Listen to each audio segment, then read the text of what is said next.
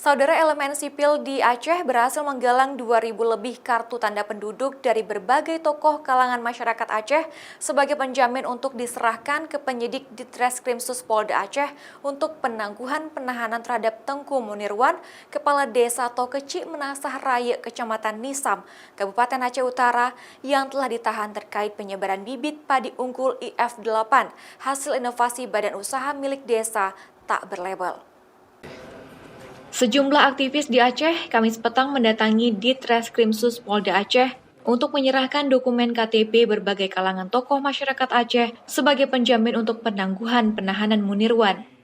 Dari 2.000 KTP yang berhasil digalang melalui media sosial, hanya sekitar 200 KTP yang diserahkan kepada penyidik Ditreskrimsus Polda Aceh sebagai pertimbangan agar Munirwan dapat ditangguhkan penahanannya. Dia nggak nyuri padi, dia buat biji padi. Cuman karena tidak ada sertifikat saja. Tentu seharusnya polisi mengedepankan upaya-upaya diskresi. Enggak, bukan cerita itu. Enggak ada pencabutan ini. Jadi jangan dipahami begitu. Kita enggak melaporkan tadi kan sudah disampaikan. Yang lapor siapa, Pak?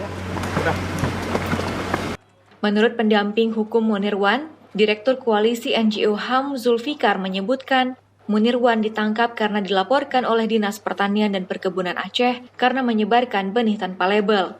Ironisnya, benih padi IF8 yang berhasil dikembangkan Munirwan merupakan pemberian Irwandi Yusuf, Gubernur Aceh nonaktif tahun 2012 lalu, untuk program ketahanan pangan atau disebut Aceh TRO. Namun setelah berhasil dikembangkan, malah Munirwan dimasukkan ke dalam penjara. Raja Umar, Kompas TV, Banda Aceh.